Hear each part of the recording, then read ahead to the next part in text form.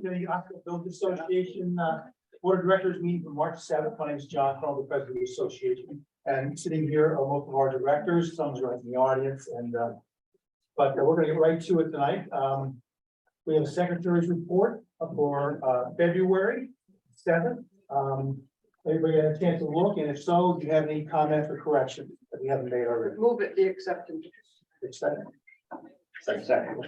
All in favor of accepting the February 7th, 2023 minutes for the Board of Directors of the Osterville Association, say aye. Aye. Opposed? Next, Treasury Report, Al McKay. As of right now, we have, for the association, we have 3 accounts here. Our main checking account, $3,938 in it. When individuals, when people give money every single year, they give for dues, but they can also give some more money for the, we call it Robert Smith Fund, in which we use that for gifts. And we have $23,580 right now in the bank.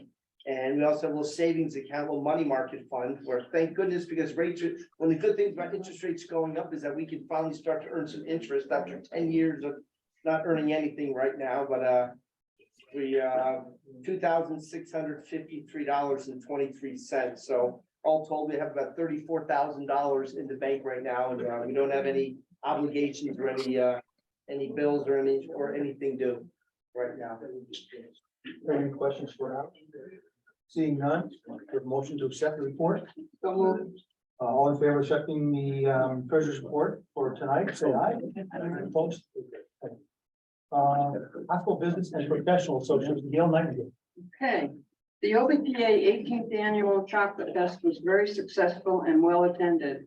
Our thanks to Carol Williams for all of the planning and running the baking contest at the library. Our winter cocktail party will be held at the Osterville Historical Museum on March 21st, sponsored by Carla Friedel and Sons, who are celebrating over 90 years of family business in the Osterville Family Dental. Invitations have been sent out. We are not holding a breakfast meeting in March. The cocktail party will be our March event.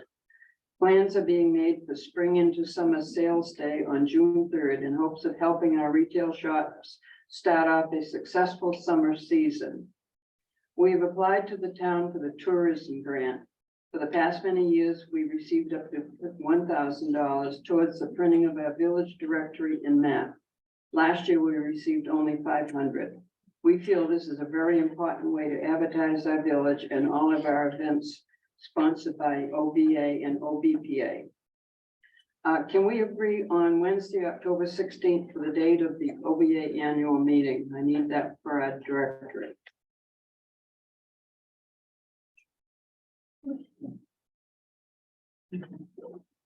Looks fine. Anybody have any conflicts? Wednesday, Wednesday, August 16th. August 16th. Okay, And that thank will you. be at 7 p.m. Yeah, Instead of Tuesday, which our usual meetings are, so Wednesday. that's It's always a always a Wednesday. Yeah. Okay. Okay, our annual breakfast meeting will be held on June 6th and Village Day on Saturday, July 15th. The application for our Village Day parade permit has been filed with the town. We have received some questions regarding the OBA, OBPA $1,500 scholarship. We will be posting the current 2023 application on our Facebook page. Any high school senior that lives in Osterville is eligible to apply. So if you know of any high school senior that lives in Osterville, please have them apply. We don't have a lot of people apply, and they can go to, it doesn't matter where they go to school. It doesn't have to be Barnstable High School, it can be off date. But if they live in Osterville, they are eligible. That's my report. Thank you, Gail. Appreciate it. They were lucky tonight to have Town Manager Mark Ells again here tonight, and it's been a few months since he's been here, and we've had a number of questions brought by the audience in the last few meetings about a couple of subjects, mainly what's going to happen with the wind farm, and also some proposals for increased density zoning in many of the villages, including Osterville. I asked Heather Hunt tonight to bring those questions up and put them on a question and answer sheet. So, Heather, you want to make a quick explanation? Sure. Thank you, everyone. So the good news is I'm not talking tonight. the last few months, I talked about planning and zoning. John asked me to come back and do it again last month. So what we did this time was Mr. Ells is here. He was very gracious. I think it was in October. You had heard a few questions about the wind items and you said, let me go back and think about that and come back. So we thought it would be efficient for everyone's time if we could first just hear from you on those sort of frequently asked common questions that were pending from October. And then take another 15 minutes or so and answer the general questions that came up in January and February here. I know John sent you the little MailChimp thing in advance, so you would have had a chance to take a peek at those. And then maybe open it up to the audience for additional questions and other discussion if that works for you. Great. So, because all right. There, I'm a PowerPoint person, but I'm not good with these things. We have a microphone here from Cindy. Maybe you could use that. And then when it comes to Q&A, we could Sure. pass that around so Great. the Zoom folks can hear. Where do you want, where do you want? Wherever you're comfy, you could, sit and read the questions and people can follow along here. Great. Well, thank you, first of all, for having me here this evening. And I'm Mark Ells, I'm your town manager, and I'm the right person to have here to discuss these items. Brief update relevant to the Commonwealth Wind project, which is the Dowsett Beach landing proposed landing project. That project is still proceeding through permitting with MEPA and with the Energy Facility Siting Board. The Avangrid, the proponent of the project, came out several months ago and identified that given economic changes primarily in the country and the world, that their financial agreement for other entities to purchase the power they'll be producing was identified as not viable by them. Some of the questions and statements I've seen, which maybe I'll sprinkle in here and address, but I can go back and try to restate them for you. I've been in contact with the Attorney General's office. We've been in contact with MEPA. We've been in contact with the Energy Facility Siting Board. And that, to my knowledge, they haven't filed a lawsuit yet, meaning there isn't some official legal action being taken yet. I believe what the proponent has said is that their power purchase agreement isn't financially viable. And therefore, they're looking at, I'll use the word breach that agreement. And they're looking to, do whatever's required under that breach, and then looking to proceed with the Commonwealth rebidding that and for them to participate in that bid. I have no idea whether that is going to be allowable. But at this point, they haven't begun that formal process to the best of my knowledge. They're still in discussion. Do you have an update on where they are legally with I have the Attorney General's the office? petition for appeal by Commonwealth Wind Yeah. to the court, so I can Right. send that to you. Yeah, right, but that hasn't proceeded yet. It's been filed. They're still in discussion. Yeah, Yeah. so, yeah. But I think what they're saying to us is that they haven't begun formal legal yet. So what I did was, Appeal. They've appealed. It's a document. It's a So- filing in a court. so it's a filing and they're taking legal action at this point to withdraw their power purchase agreement. No, they've appealed the DPU decision.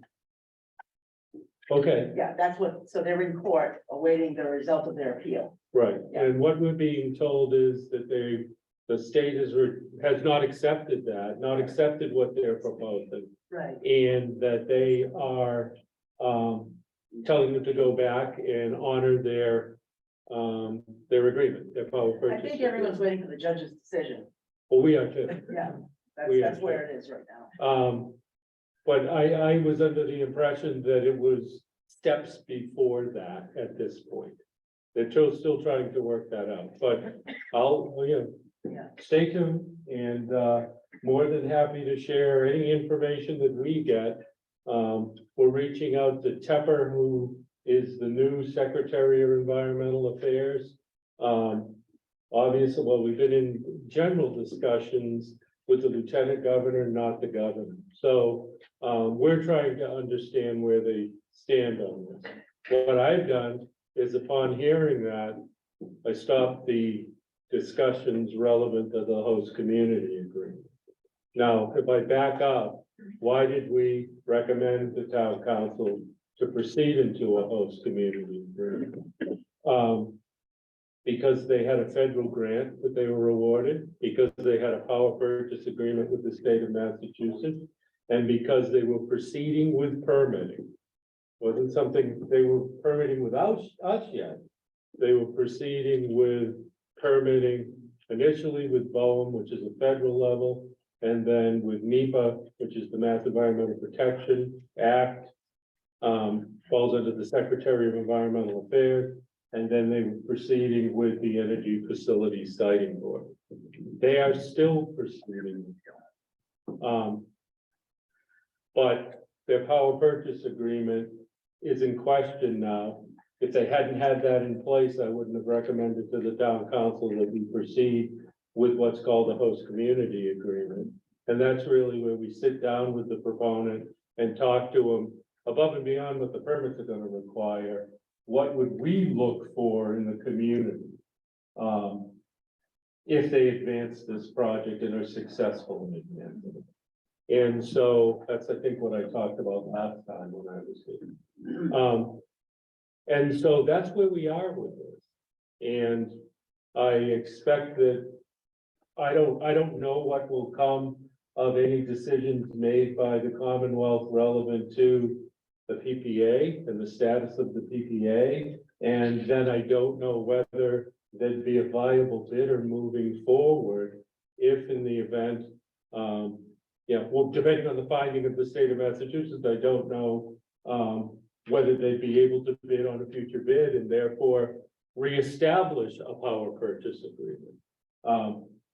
All to be determined. Until that's determined, I won't proceed with further discussions under the PPA as long as under the host community agreement. We will, though, the town, and we have continued to monitor what they're doing with their NEPA filing and before the EFSB. The NEPA filing, as I understand it, unless we have more current information, is still pending a decision by the secretary. They issue a certification on the first step, which is an environmental notification form.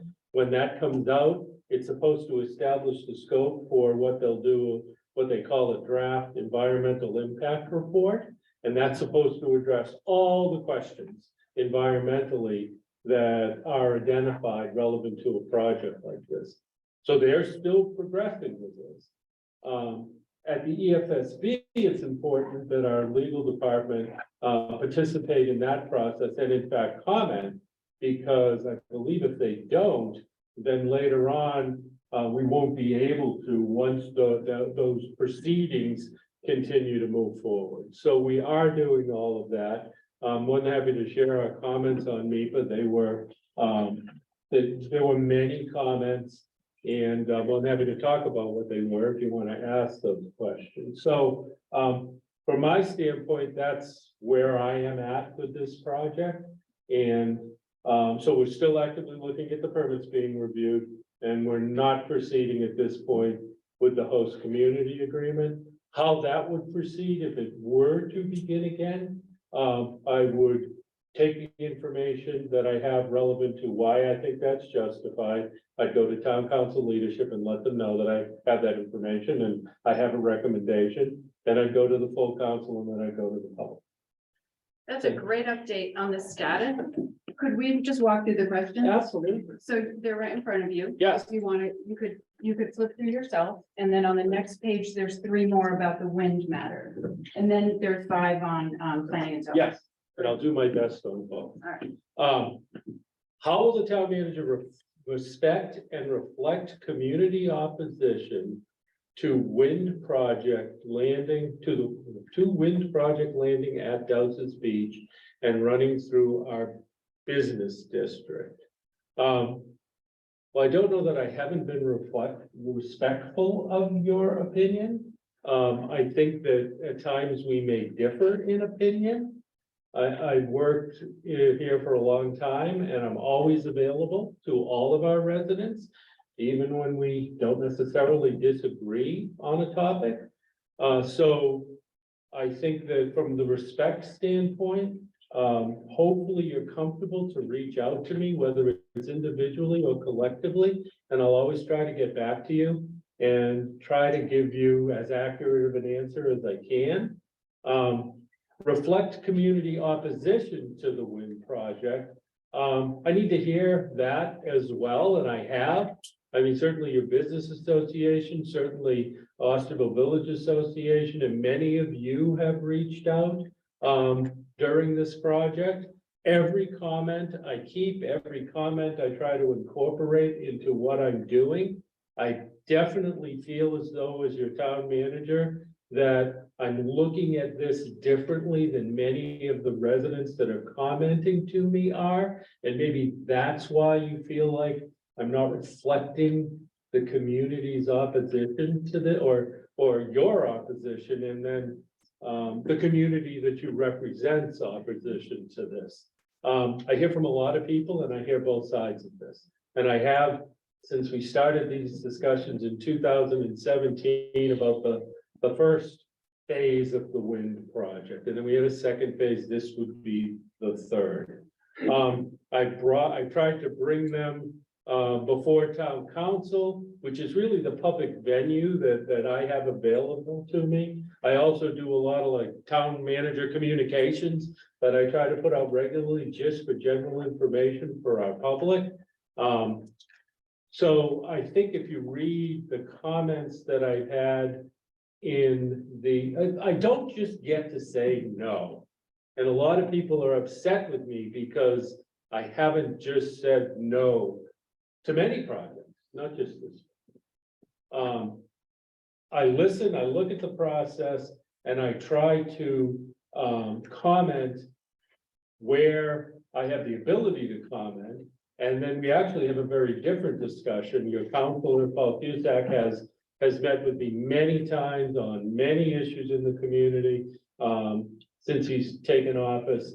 And I try to make sure that I take in all that is impacting us. When the authority falls with me, I try to do it as open as a manner as I can. But in many cases, there are absolutely processes that I need to follow when I do that. So I feel as though the way that we were proceeding on this project at this point, we're commenting on the environmental aspects. I recommended to town council because they had a grant award from the federal government. At the time, they had a power purchase agreement in place, and they were proceeding with permitting before the appropriate agencies at the federal and state level, that it was time for the council to say to me, yeah, Mark, go ahead and start host community agreement discussions. The host community agreement isn't a mechanism to stop anything. It's a mechanism above and beyond what the state will permit to make sure that the things in Barnstable that are important to us, if a project moves forward, that we try to get. And what do we give back? We give back support for a project. And that's, but if it's going to proceed through permitting and receive authorization, that's an assumption, but if it is, then when they have all their permits in place, they have no reason to really give us back anything more than what the regulators have required them to do. So That's in my mind as these types of projects progress. So I guess that's my answer to the first one. If the town manager continues to advance Avangrid's proposal over commute, well, I'm really not doing that, so I would take point with that. I'm not a proponent of this project at all. If you read through my MIPA comments or many of the comments I've had, I think in fairness, you might view this question a little bit differently. I'm not advancing their project. I'm advancing what I believe to be in the best interest of the town of Barnstable. Will I change my approach to the host agreement process to allow residents and businesses real-time information input and comment opportunity on significant public business and how? I guess I come back to my first answer in a sense and say to you all, that's not closed to you now, but I think the real question, and perhaps Ms. Hunt was the one who asked about the process last time. This is a negotiated agreement. So when I go into the room, the proponent has their attorneys and we have their attorneys. And then people like myself, people like other town officials, like perhaps the director of public works, might come in to discuss, the town engineer might come in to talk about respective areas in which we are discussing the subject of the negotiation.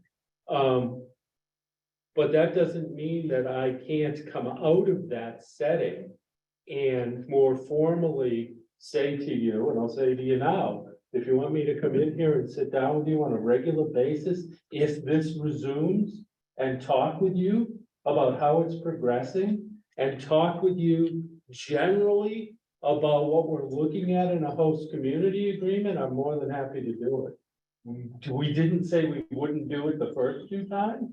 But we didn't have this level of interest, at least coming to the table in the past. So yes, more than happy to sit down with you. We can even do it, or you can do it in front of the group, or you can do it however you would like to talk about what you would envision in that. But what we won't do is have you at the negotiating table with us. More than happy though to look at that. You know, it would be me. I wouldn't send somebody else. It's going to be me that's going to come in here. I'd ask you to have Paul there, because he's your, oh, I'm sorry. I have Paul there because he's your elected, town official, and I'm your town manager. So I think that's the answer to that question. How can residents be assured neither wind developer nor the town manager represents deciding authority or investors or anyone else that the community support for the wind project landing, when there, that there is support when there isn't? Well, I think I can't speak for the town councilors. I can't speak for the proponent, but I can speak for the town manager. And, I think that when I bring forward a request to the town council asking for authorization to proceed into host community negotiations, we are saying that we recognize the permitting process they're going through, and we're also recognizing that we want more than that. I believe our community has said broadly that they support many of these energy initiatives. Now, well,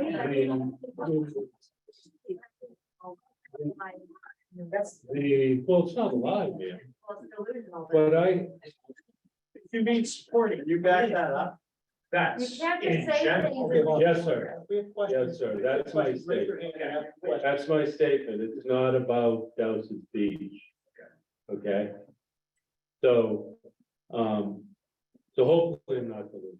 Diane, you shouldn't have me on this because I have no capacity to do so. Specifically though, I haven't about the Dowsett Beach project been anything more than a person discussing with the I mean, we didn't propose this. We didn't identify this location. They brought this location in and commenced with permitting. This wasn't something that they brought to me as town manager, and said, well, is it okay to go to Dowson's Beach? That hasn't happened. So, I wouldn't go out in the community and state that.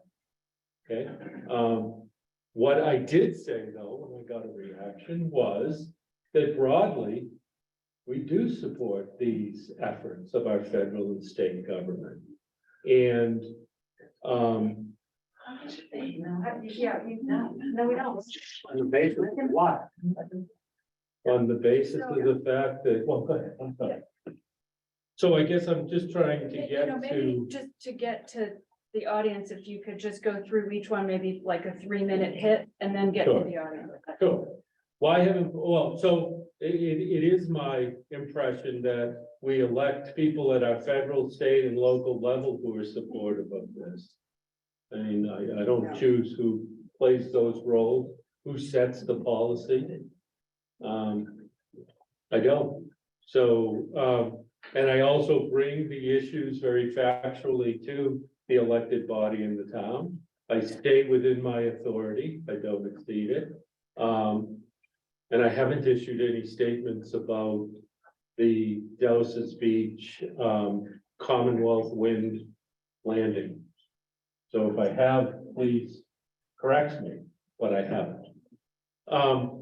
Why have town employees allowed? Have questions on this particular issue? I think we should, Question? because these questions have actually been pending since October. So it would be good just to get through them, you know, with a 3-minute hit or Sure. 2 or 3 minutes, whatever works. Sure, I'll try to be more succinct. Why have town employees allowed Avangrid to dig at Dows's while it is suing the state to get out of its contract to build Commonwealth Wind?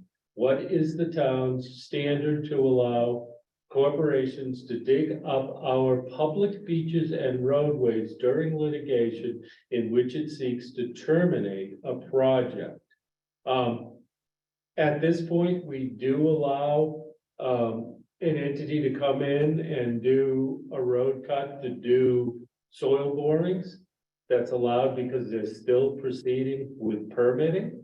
And that's how simple it is. So we don't typically have this occur. It happens with us, but it's our own roads. We go out and we'll do borings in roadways or in a parking lot. You're typically looking at, this is preliminary investigation. And it basically is to establish what the underlying conditions are. We see it with National Grid from time to time. We'll see it with these types of utility projects. So they asked and we authorized them to proceed. And that's how simple this goes. Number 5, if the town enters any deal with Avangrid, so you must mean the host community agreement? Okay. So if the town enters into the host community agreement, how will it guard against the company's recent demonstrated willingness to walk away from contractual commitments and request to shift its financial burdens to taxpayers and ratepayers? I really can't address that last piece of it. But certainly entering into any contractual agreement, we're always cautious. We look up front at financial viability of the entity that's asking us. We do it here. But we all know that the conditions can change. They've changed. We are monitoring this closely, and if necessary, though I'm not sure how all of this links together with the current situation, but you know, we haven't really obligated taxpayers or ratepayers to anything at this point. And at this point, I can only say that given their financial statements, we're very concerned about their viability moving forward, and therefore the viability of the project. So that is different information though than we had in October. So I don't remember that question from October. No, that's a new one. Okay, This is just so people don't say we make things up, and we won't have to dwell on that. They're just maps from town documents and videos and quotes. To give a basis, and I don't mean you making things up, I mean a counselor too, say there's a misinformation train that runs around Osterville.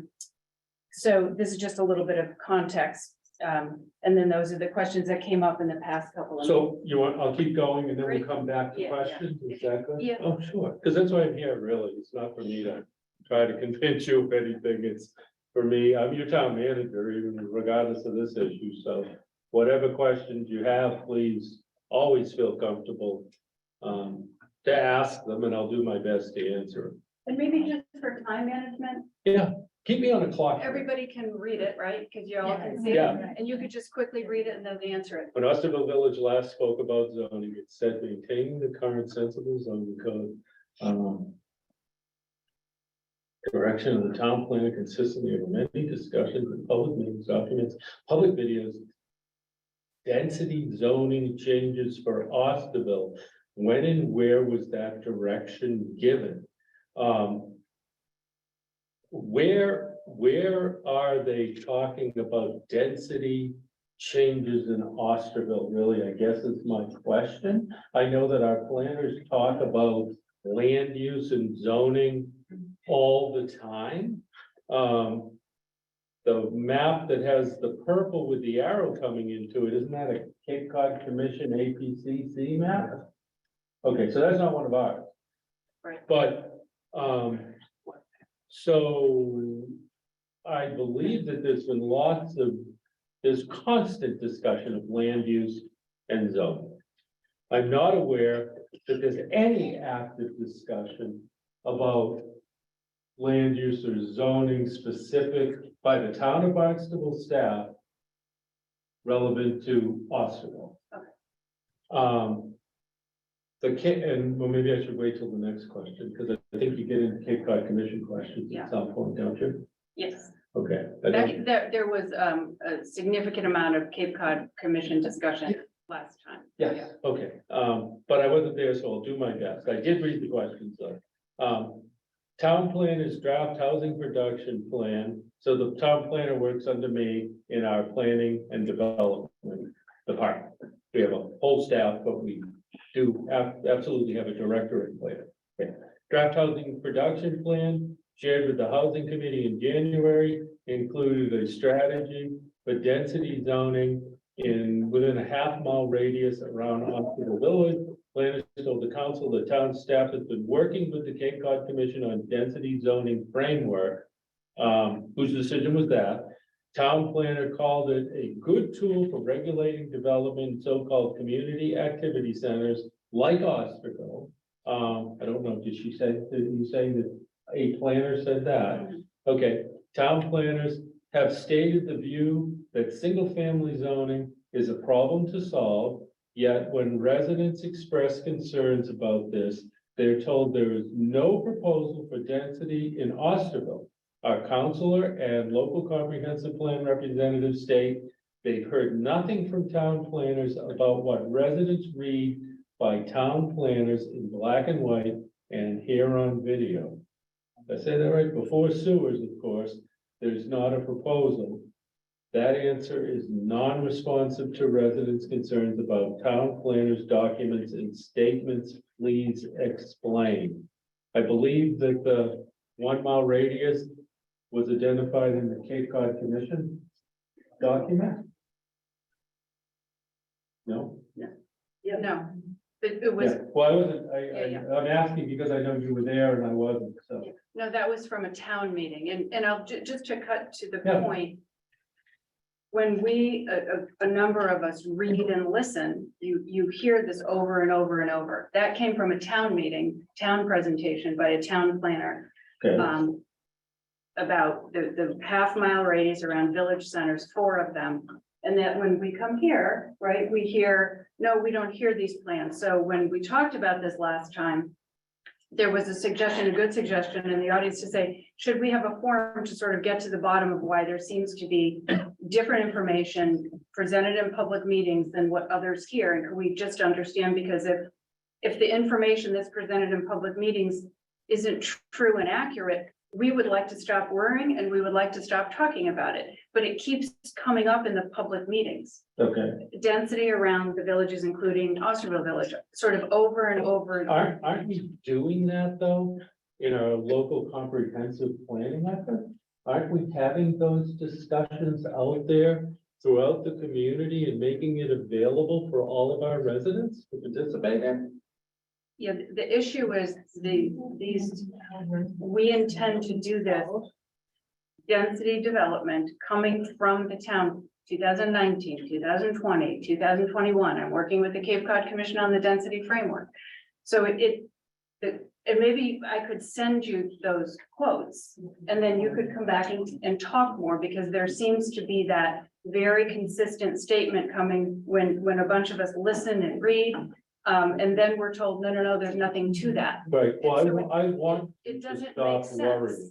And I want you to, and I want, there, to my knowledge, and I'll go back and, absolutely, I'll you send it do- out to you do though, you always share.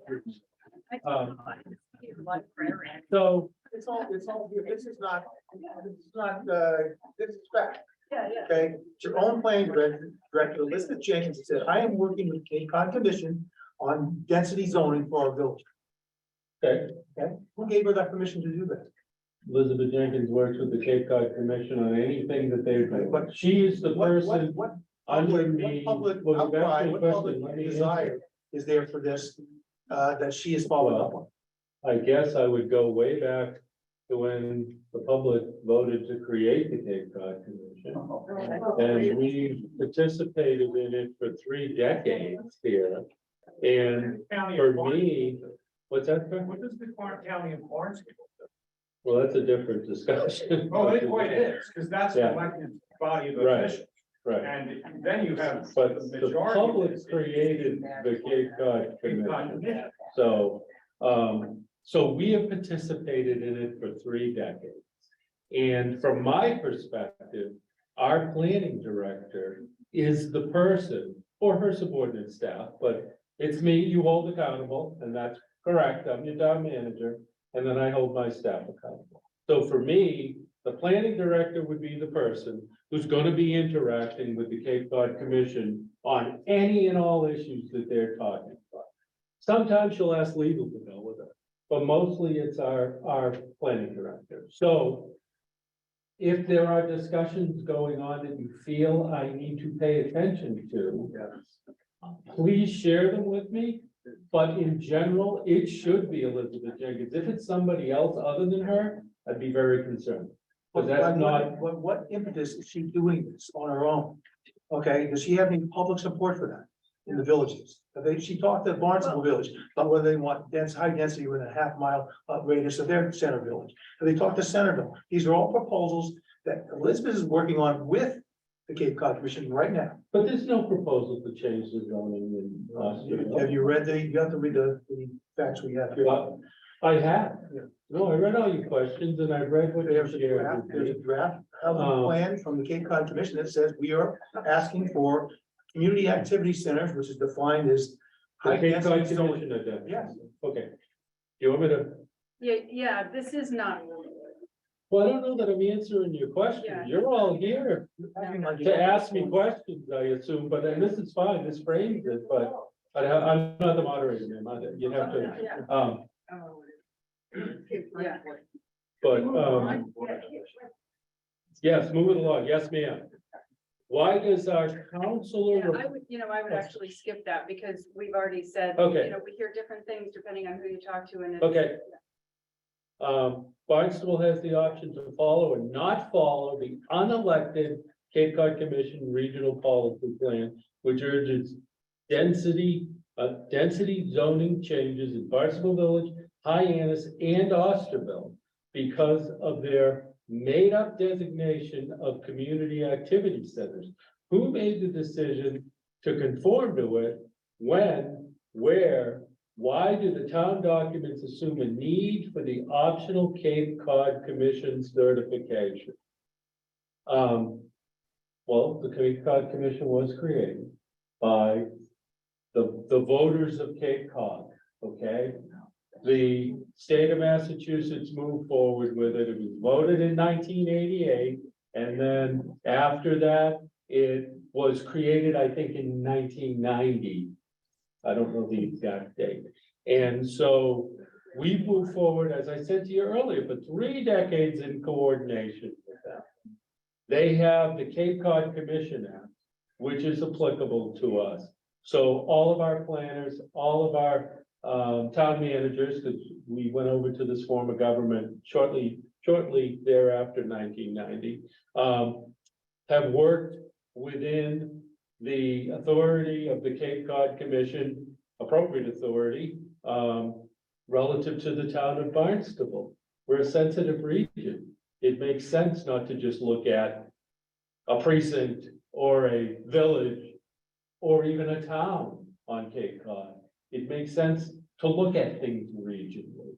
And I believe that's my impression, having moved up, having lived here for 40 years and moved up through the organization for 33, that's my understanding of why we coordinate with them. And along that path, we've chosen, we aren't driven by the regional policy plan. They don't dictate to us what we put in our local comprehensive plan, but we absolutely use their guideline. And when we do, there are authorities that we have under the Cape Cod Commission Act that we wouldn't otherwise have. And our community has made that decision over those 3 decades. And we continue to proceed that way. So at this point, we are trying to prepare a local comprehensive plan that could receive Cape Cod Commission certification. And if you want to have a broader discussion of that, I guess we can, but I've been out a lot for many, many years. And at least this is the first time that somebody said to me, it's not the first time somebody's made your comment, sir, but it is absolutely the first time that somebody said, why do we want to follow the regional policy plan or look for local comprehensive plan certification by the Cape Cod Commission? So I said to you, that's why I'm here. Don't be afraid to, I'm glad you're making the comment, and we'll look into it, and I guess I'll try to give you a better answer, except for the fact that it is what we've chosen to do, and we continue to do so. When will the town ask taxpayers whether they think the few things the town gets for the Cape Cod Commission certification adds value to taxpayers' lives and wallets? I guess I'll have to take that one under further advisement, given where we are in the discussion right now. I think that the voters created the commission, and we continue, again, go back and look, I'm not making that up. And then the state brought this forward, I think it was under Dukakis originally. And so this is an entity with authority, different than other counties in the state of Massachusetts. And therefore, we've been following it from that regional perspective under the act. And we brought forward our various planning efforts that are required under that act. So, I mean, really, if the question, I don't believe a town manager would have the authority to make this decision. But I want to investigate it and find out where that authority does fall if we're going to change what we've been doing for 3 decades. Okay? Great. So at the last meeting, there was just exceptionally, so I was actually taken back by the exceptional strength of the room's reaction about Cape Cod Commission. It was quite strong for those of you who are here. Well, So I think it's good to have this conversation. yeah, I'm not surprised at all, because my experience in the role that I played, the roles that I played in Barnstable, people don't like to be told what to do, especially by somebody that isn't specific to the location, whether it be political or geographic. So I'm not surprised. I've heard this much along the lines, sir, of what you've said, for many years. So So thank you for that. Why don't we When get you to the open audience? floor, and you just raise your hand and state your name, please. May I come up? it'll be Mr. Crowe that'll Yeah, yeah. moderate this. Yes, sir. Sorry. Yeah. Oh, Hi, hi. I don't how are need you? the microphone. Okay. I have a very loud voice.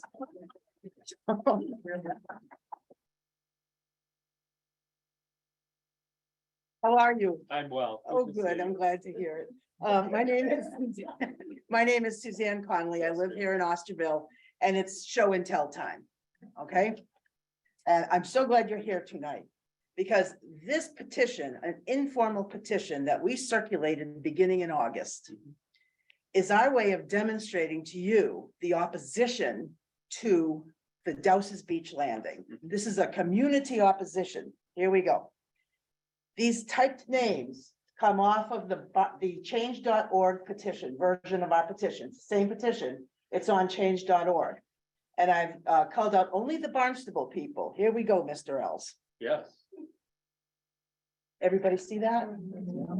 Those are just the ones on change.org. Mhm. There are many property owners on the change.org petition.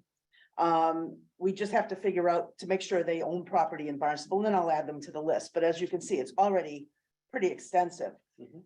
The rest of these are the paper petition. Everybody see this?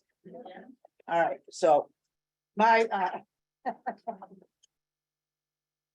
what I want to tell Mr. Ells, there are 827 signatures on paper. There are 456 Barnstable only on change.org with many, many more property owners to be identified.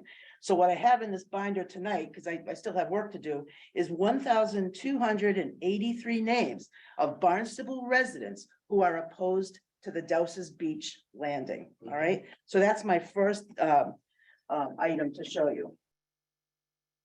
This is a petition that is a formal petition. I actually went to by the way, our town clerk's office is the best town clerk's office I have ever encountered. They're so polite and good there. They really are. I just want to say that. Anyway, I got this wonderful form. We wrote a petition that we are going to put in front of town council. We needed 150 signatures. In a matter of 3 hours, we got 184. And these are not just Barnstable residents. These are registered voters, okay? In 3 hours, Mr. Ells. Here's the petition. We are asking the town council to vote to preserve the protection of Dowses Beach and the Dowses Beach Causeway under Article 97 of the Massachusetts Constitution, to not waive these protections as part of a host community agreement with Avangrid Renewables or any other developer, and to forego a host community agreement with Avangrid Renewables that would endorse or otherwise encourage the use of Dowses Beach and the Dowses Beach Causeway for the landing of electrical export cables in any number, and to preserve in perpetuity the greater Dowses Beach area solely for the purpose of conservation and recreational enjoyment by the people of Barnstable with no other use allowed. Now, as you well know, Dowses Beach and the Causeway are protected under Article 97, which is an amendment to the Massachusetts Constitution that says the people of the Commonwealth have the right to fresh air, recreation, conservation, and so forth. The host community agreement signed on the Craigville project gave those protections away, as you know. Actually, it didn't. Mr. Ells, I looked online, I found a document, I'm going to email it to you No, tonight when I get home. I have the document. And they say, yes, we gained the easements under Article 97 from the town. We now have the easements to go over, under, around, and on that beach anytime we want. Right, but the way the host community, well, go ahead, I'm sorry. Well, anyway, we have the host community agreement and we know the Article 97 protections were given away to Avangrid for the at Craigville Beach. And what we are bringing before the town council and asking them to vote on is the preservation of those Article 97 protections. And this is why. Covels is done, boom. Craigville, we're hoping to save, we're not sure we can. Dowses Beach is one beach too many, in our opinion, all right? We feel so strongly, and I will tell you, when you get to see this petition that I'm planning to bring over to town clerk on Friday, and you look at all the precincts represented, this is not just Osterville. The people of Barnstable love that beach, and they love it very much. It is one of the most beautiful Cape Cod treasures there is. And to give it over to become an electrical industrial complex, we just believe is wrong. And they really should have found, and if they do proceed, they should find another way. Now, I want to say this. I've been following with interest and I read your manager's report to town council, which was very well done, by the way. So impressed by the leadership you showed in getting together with other municipal managers to get in front of the lieutenant governor, all right? Because what the Department of Environmental Protection came out with the septic upgrade orders, within 5 years and so forth, just didn't seem reasonable to so many people. So you stepped up to the plate and you said, you know what? We do need to talk to the state about this. We need to make changes to this. This is not making sense. We are going to invite you to meet with the steering committee of Save Greater Dowses Beach and talk with you about adopting a similar approach to what is happening at Dowses Beach. And here's why. There's a much better way to land electricity from ocean wind farms, much better way. It's called the planned approach. And the state, by following the feds and saying this has to be done by 2030, has created a situation where there's a Wild West approach, and we've got to get this done by 2030, or we're not going to reap the tax benefits and the renewable energy credits and so forth. We need to get in front of the state and say, there's a better way to do this. There's a much better way to do this. And what you have put in place, is that, no, that's not. No, it's a phone. I feel like dancing. But anyway, that's what we would like to see happen because, and especially Mr. Ells, given the uncertainty with Avangrid right now, the fact that they appealed the DPU's decision, the judge is still, has not made a decision. We, Hector and myself and a couple of other members of our group attended the investor meeting, and we heard the CEO of Avangrid say, we're in the process of withdrawing from the PPAs, even though they're still in court, trying to get a court to reverse the decision of the DPU. They're withdrawing from the PPAs and we're going to bid again. Well, yesterday, the chairman of the House Ways and Means Committee says, I think they should be banned from bidding again. Mhm. All right. They have lost credibility in the Commonwealth of Massachusetts. Mhm. So we really believe that this project will be delayed no matter what. And we think there's an opportunity for Barnstable. We're the largest town on the Cape. Mhm. There are 9 lease areas out there. 3 of them have been planned. That means there are 17 or more cables, planned to get thrown across Nantucket Sound, okay? So it's not just Barnstable. There's an opportunity for leadership on the part of Barnstable to make better sense about exporting electricity from the outer continental shelf. So that's. I welcome the conversation Yeah. and thank you.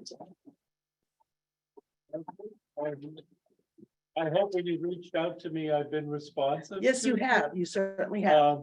And I agree that I'm so glad that you're sharing. I know that you're doing your research. I know that others are doing their research Yeah. on this. I've heard from them. Not everybody has. So sharing this and this educational opportunity is huge because what you've said is significant.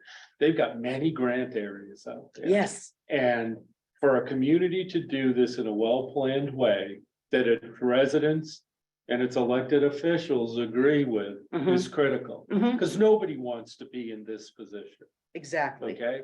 What I've been saying all along then is that we don't necessarily hold all the cards relevant to this. And so when a proponent proceeds with a project, in essence, we have to respond in Barnstable's best interest. So the actions that I've taken to date have been, I believe, in Barnstable's best interest, so that we could put in place the comments on the regulatory processes and a host community agreement when a project was going to proceed to that. Well, I'll tell you So, that the But I don't EFS, disagree yeah. with what you're saying, and the Yeah. approach on the Article 97 right, is we are aware that all of our beaches and parks are subject to Article 97. This isn't anything new to us, anytime that we use it for any other purpose, Mhm. it requires a petition to the legislature, for that to occur. Well, and the town legislature Town has to council has to approve it. vote on it It's first. not something that the town manager has the authority over. Again, Town I council, try never to step out of my lane, and that's not one of them that I can step in. but town council has to vote 2/3 to withdraw the protections of the land that they own. Right, And in the amendment itself, well, in the law, it's very clear that the preservation of the purpose for which the land was acquired be preserved. That's Article 97 in a nutshell. In 1946, town meeting voted unanimously to purchase this for purposes of a bathing beach, not to be an industrial complex. And that's our argument, and we're gonna bring it in front of town council, and I'm hoping to be heard. We're hoping to be heard, I should say. We have Hector and Stacy here, Susie, other members of the steering committee, and we are gonna put it to town council. Now, how can I say this kindly? We love our beach. We don't want it given away. But we also know that we have to pay for the comprehensive wastewater management plan, right? We do. And we know that the town will put before us this fall a debt exclusion that we vote on, correct? So I think one thing town council wants to think about is the mood of the voters, because these voters, these are all voters. And I will tell you, our group out there we're in the thousands at this point. Mhm. And angry enough will bring people to the polls. And I, for one, if that beach gets given away under our, you say, yep, you'll give away the easements, the protections of Article 97, I won't vote for an easement. Because that's, excuse me? You won't vote. Yeah, exclusion, not easement. I won't vote for the debt exclusion. I can't say, speak for anyone else, but that's how I will feel. Should you guys decide to say to Avangrid, we are going to protect this beach, I'll happily vote for a debt override. the town council hasn't decided on the debt exclusion vote issue yet. Yeah, So tune in at their first meeting in April and watch how this progresses. Yeah. I think that there's a lot of factors that play into this, and that's all I'll say well, about we that. know you have to pay for the sewer. It's a project Absolutely. we don't have the money for, we- so. We have to pay for it.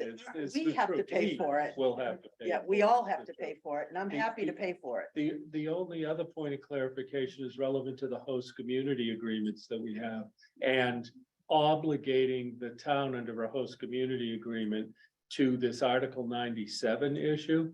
If you go back and look, we did not, I was very careful not to obligate the town council to that conclusion. It's up to the town this is not within any agreement that I can say, under a host community agreement, we've agreed to this, now town council go vote on it. Well, then I will send you the So- document I So, discovered. yeah, where- that'd be great. That, That'd be it's an great. EFSB document, Okay, all right? And Avangrid Renewables told the EFSB that they now have, but they're not us, huh? they're not us. Well, they're telling the state that Right. Article 97 protections have Okay. been lifted, all right? So So right, but it's for not, Craigville, right, for Craigville, thank you, Correct. Hector. Yeah, correct, but that was voted by town by council, town council. right? That's what I'm saying. We want them to not do that when it comes to Delson's Beach. Town council on that? He wasn't a town councilor when it happened, I think, right, Paul? Huh? Yeah, it's accurate. Yeah, I did not vote on that. yeah, you weren't around when it happened, but there was a 2/3 vote. All right, I'll sit down. Thank you very much for hearing me out.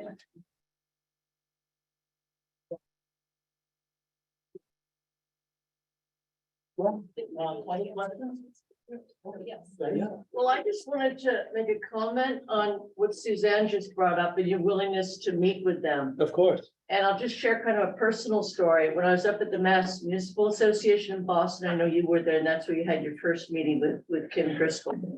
And that led to your continued involvement, which she was referring to. Oh, I'm sorry. There was an opportunity, is it on? Betty, introduce yourself and give folks on. Okay, I'll start all over again. I'm Betty Ludke. I'm a town councilor for precinct 3 in the town of Barnstable. I was elected with Paul in the special election, so we're both the newest councilors. And what I was saying is that what Suzanne brought up, her idea about Mr. Ells meeting with the group and perhaps addressing the state, this could be a prudent time if there is a pause owing to the problem with the PP, whatever the acronym is. It may be a really terrific opportunity to insert yourself as a leader, because you are a leader and your voice is an amazing voice in the state of Massachusetts. I hope you recognize that. And my little story was when I was up at the Mass Municipal Association, which is where we all gather up in Boston. I went to talk to some of the housing folks and I was asking some broad questions, and she looked at my name tag. We all had name tags. And she said, "Oh, you're from Barnstable." And she started to talk in incredible detail about our zoning that we just did in Hyannis. And that really struck me that Barnstable has a name in state, and we're really doing some amazing things. And that zoning in Hyannis was one of them. And Mr. Ells' opportunity that he's taken to meet with Lieutenant Governor there at that meeting and subsequent meetings on the DEP and our comprehensive waste management program is just terrific. And so I think Suzanne has really caught on to something to leverage that and your skills to take advantage of the pause and look at a planned approach and do that at this time. So I just wanted to piggyback on that as a town councilor, that if there was a vote or anything needed, I would absolutely support town manager Ells working with that at this really opportune moment. That's it. Thank you, Betty. Yes, ma'am. Hi, Just state your name. Tricia Conway, and I had a long conversation for about an hour with Benjamin Thomas, who is the aide to Senator Markey, and I discussed the sewer situation that we all know has been a problem for about 70 years here on the Cape because of rampant development and no restrictions on builders and always Air Force Base. And I said, this is not a local issue, that we have a sewer issue and a water quality issue. This is a state and federal issue. He agreed with me. He said that there was funding in the infrastructure bill for the sewering of Cape Cod. So I want that money. I want you to go after it. Senator, if Senator Kennedy would have already had that done. So I am very upset with Markey's disappearance here and Warren, when we've written to them. Everyone in this room has written to these people. And I also want to comment to the fact that we've been kept silent here because our Cape Cod Times will not write, they will not print out letters. We used to until 2 weeks ago. We were able to comment on every article they made. Now they shut us down. They only let you email them. And the same thing with the Boston Globe. They don't print any opposition to anything unless it's their narrative. So when you might not be getting the right feedback, it's because all of us have been suppressed. And I'm not happy about it. So I think you need to go after Markey, and he needs to show up and he needs to produce the money.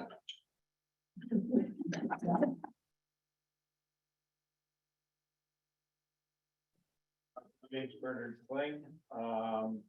You talked a lot about communication. You were open to communication, and I thank the representative for being here tonight with us. I just wanted to read something from March 2nd from your office, and it may be within your wheelhouse or not. But number one, remote meetings are currently authorized through March 31st, 2023. Yesterday, the House passed a redrafted version of the governor's supplemental budget, which extends the authorization for remote meetings to March 31st of 2025. The bill goes to the Senate. We will keep you advised of the matter progresses at the state level.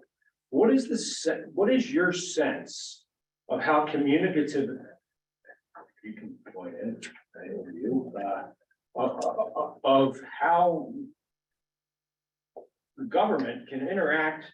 What is the rationale between extending a COVID restriction another 2 years until we can more actively, 3 years, interact with our government. I mean, it doesn't sound like we're really in an environment where we can get in front of you too easily. The Osterville Village Association has no problem in a packed room. But evidently the legislature and town councils do. Can I jump in for a second? I'm glad to say so. I'll tell you this. Hi, everybody, Representative Kip Diggs. We and the House wanted to make sure, because there's a lot of people that are elderly that can't move around, that can't get to Boston. So if we're able to have a meeting that you can voice your opinion, and you can still be heard in Boston, you don't have to come to So Boston. is this just? So this is the way, access enhanced? right, so it's gonna give you a chance to be able to talk in Boston instead of having to drive up there 2.5 hours. But it doesn't mean you can- Wait a minute, let me speak to him, now, well, so we're giving everybody an opportunity to be able to, yes, we're giving you an opportunity to, if you wanna drive to Boston, feel free. I'm not saying don't drive to Boston, but if you wanna come and there's a committee meeting and you want to be heard and you don't have to drive to Boston, hey, you want to be heard, you can get on the Zoom and you can be heard. I think that's it's great for people that don't want to drive. So this is only a Zoom enhancement option. This doesn't mean that a town can take advantage of this and say this meeting isn't open to the public anymore. It's. Well, it's a hybrid, that's what we're saying, is it a hybrid? Yes, simply a hybrid.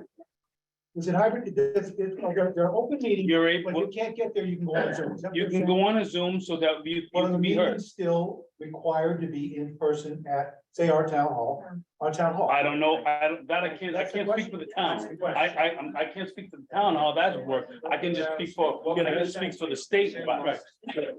Kip's helping us out with why the state is contemplating this. It's gone through the House and it went to the Senate. Did it come out of Senate yet? Yeah, I think it's coming up on Senate, Yeah, sorry. okay, so why do I put it in my report? I do that twice a month.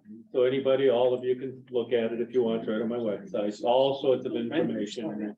Done it ever since I became manager. So prior to COVID, right, everything was in person, okay? And the only time remote was allowed was when, and actually the authority under the old rules fell to the town manager in a town manager, town council form of government to say whether people could participate remotely. And we get that question a lot. A lot of our board and committee members go in on it. And we never granted that. Everything was in person. So COVID happened. And the Commonwealth changed the opportunity to go remote. Now, everything was shut down. Barnstable never shut down to its residents. So I don't know. I'd love to talk to you about where you have Neither uh, it. did the wind planners, by the way, while we were all closing our business. Yeah, They seem to go right ahead. okay, so, well, I'm more than happy to talk to you in more detail about what to do. But so what's happened is that the state allowed for remote participation. I don't have any authority over that. And what complicates this is that under our form of government, it's each chair of the board that determines whether it's remote or whether it's in person, once in person was allowed again. Now, that would have ended this month. It's not me, it's not the president of the council, it's the chairman of the Board of Health, it's the chair of the board will make that determination. Now, I've got to check on, I haven't seen what's gonna come out. And what applies now in this extension, because that says March of 2025. this Yeah, will for be extended. ridiculous general election. So I guess I'll let you know once I see it, and I haven't seen it yet. I don't know if anybody else has seen, Kip, I don't know what you have. I just know, like I said, so I'm the vice chair of labor, workforce and development. So anybody that's on WIC that has issues with labor, workforce and development, there's gonna be a committee meeting. And if you can't make it to Boston, you can get on Zoom and this will come up and then we'll come up and we'll go ahead and talk about it. You'll be able to voice your opinion if you can't drive up here. I think it's a way of, you can't call in sick anymore. You I mean, if you can't make it, if you're elderly, if you're handicapped, whatever, there's no excuse that I couldn't get on a Zoom. If you're in your bed and you can't get up, you're not feeling well, you can still be heard. I think that. So it's a hybrid option. I think it's a great thing. Council's intention regarding town council meetings in Barnstable going forward, will they be open to the public with a hybrid option? I think that's subtext of his question. I think I don't hold that authority, so I can't Right, answer but that. what, last night we had a meeting in person and it was available on Zoom as well. The way the council's been doing it is in person and allowing for remote participation. So a hybrid form. And I think the question is, will that continue? I mean, we're fine with hybrid, just so long as if people want to get out of their bed and drive. You have to, Sit the room with you guys, that they'll be able to do that. Yes, It sounds to me like, my point is that, well, I don't control it, but I want to be clear. Like in this case, town council, you'll talk to the president of the town council. That's who you should talk to. But if let's say you want to go to a board of health meeting, I'm waiting to see what comes out, because right now, it's the chair of the board that will make that decision, not me and not the president of the town council. So I want to see if something changes. Does it revert back to what it was? Or is it something new that we haven't seen yet? So, but you definitely want to talk to Matt Lebec, president of the town council, for your question. Can I just supplement that question, though? I mean, I've read the authority of the town council president, and it isn't to sort of micromanage, right, the committee's business or to act as a super mayor. So I think that to supplement the question is the council's letting people show up and actually see your eyeballs, which is great. That's what people want. And stay in bed, which is all good too. But if like the, DBA or the planning department or planning board or whatever it is, people want to go look in their eyeballs, is there any reason why the council couldn't say, and you couldn't say as our leader, geez, we're hearing from the public that they actually want to come be in a room with you. I don't know where these chairmen get their authority. But you could maybe, if there's sort of statutory authority that they only can make that decision, maybe they could be encouraged to make a different decision. I think that's what I'm hearing from you. I have one clarification. I'm still confused about this legislation. Are they required, all these groups required to have open meetings, public can attend first? Okay, or is this legislation just saying, also, they can also do it by hybrid? But that's in addition to having open meetings that people can attend. Okay, so that's why I want to know what this legislation means, because we're not getting to the point here. I think we're confused about this. I'm confused about, I'm telling you that, yes, you can If I wanna come to if I Boston, you wanna can come. up, I If you can wanna be in come, it. you can come. So they can't close those meetings to the public. No, we're not closing them to Okay, the and the public. legislation doesn't say they can close the meetings to the public. Right. That's what I want to get clear. Okay, that's fine. Any other questions? Out in the back. So honestly, I'm so tired of these half truths and disrespect. It's just reprehensible. Closing your meetings, not voting, bamboozling us, not having a free flow of information. Not only is it disrespectful, it's reprehensible. Conservation Commission, the same thing. We asked you numerous times, hybrid the meetings, open them. No, not gonna happen. One of the council members laughed at me for asking that. How dare I ask that? I am trying to protect our sea life. 5 generations have gone to Downs Beach. After I was married, I sat in that lifeguard chair. This system, it doesn't work. It is based on taming Mother Nature, which as Cape Codders, we know we cannot do.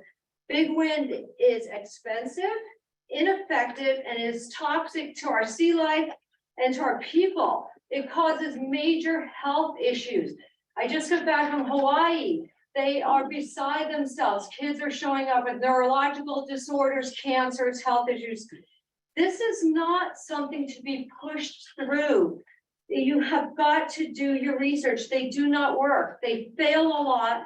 They're plagued by catastrophic undersea issues costing hundreds of millions of dollars to fix. They raise our energy bills. Putting your low and middle income citizens at high risk of financial failure. We're not going to be able to afford to live here anymore. The only people profiting, big wind and the politicians. It makes no sense. They use fuzzy math and they can't back it up. They'll say, oh, these 60 turbines will power up everyone in our country and the sun and the moon and the planets. Wait, we don't even need the sun anymore. And then you ask them to back it up, they can't. Or it's secret. It's secret. So I'm so upset. Your job is to enhance our town. That is the definition of town council, not to destroy it. Y'all are town manager. You're not the head of development of Barnstable County. Big win. We all know by now, it's not green, it's not clean. They use petrochemicals, they use fossil fuels. It's what really gets to me is that you're putting our fisheries at risk of losing millions of dollars. Our local businesses, hundreds of scheduled weddings won't be able to take place. Everything we know and love here on Cape Cod, you are putting at risk for little to no benefit to any of us. Our whales are dying. Number 24 just showed up. Our sea life is dying. Our ocean is warming. We have these laws in Massachusetts designed to protect us against companies from Spain, Germany, Denmark, China from coming here, taking over and profiting from our destruction. We have 217 endangered species in Massachusetts. 18 are federally protected. We know, I counted the plovers last year. There were 5 because I saw them drill. I saw the osprey go crazy when they drilled right below her nest. I mean, we have these laws: Mass Wetlands Act, Historic Preservation Tree Act, Federal Migratory Bird Act, 2 to 3 mile buffer zone, all being squashed. We have no voting on this. New York, New Jersey mayors have asked for a moratorium. Israel has asked for a moratorium. The North Sea has been declared a dead zone, okay? When you blow up our oceans, they have to blow up 130 feet into the seafloor to put these giant monopiles in, okay?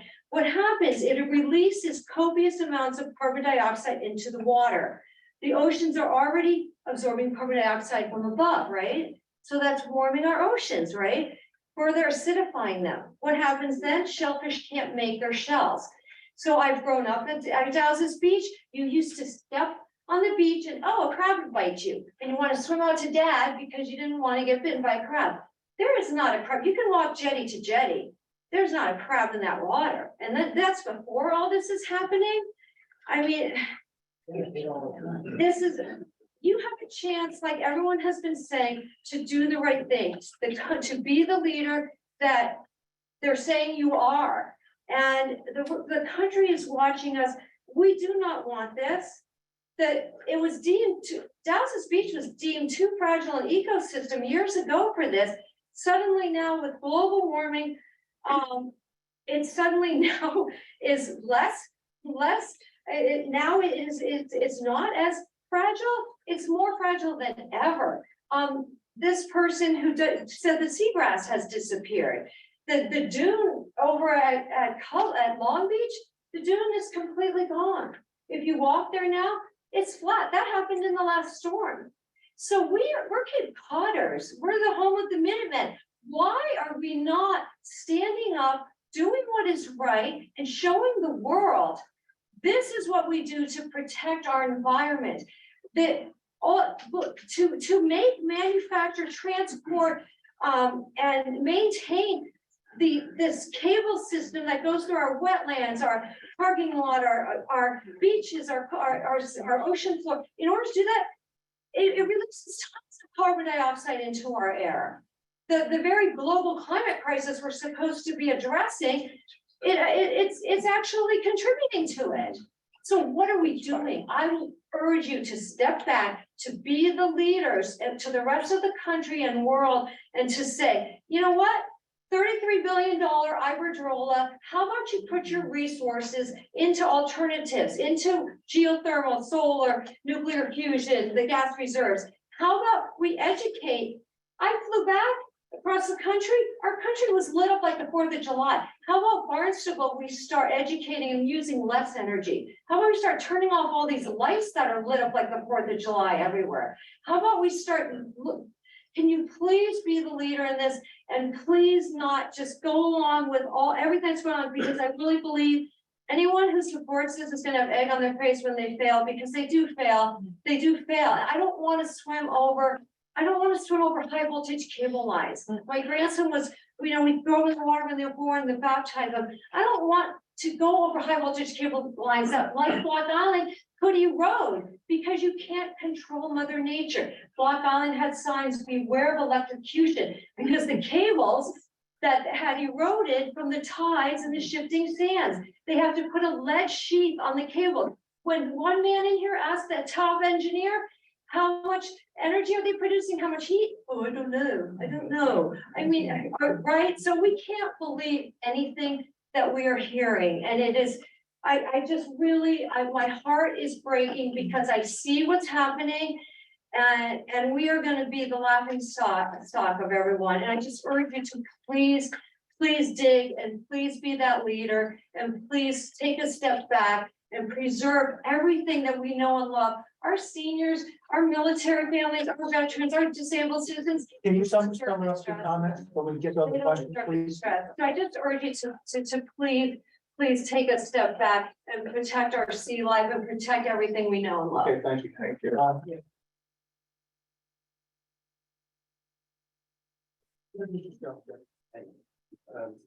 Jeffrey Schulich, and I have two questions, and hopefully the first one is not out of line, Mark. But essentially, I think 99 to 100% of the people here regarding the second aspect of this, the zoning matters, are concerned about one significant thing, and I commend you and everyone, Elizabeth, and everyone that made the Hyannis zoning changes happen. There were several compliments to you on that.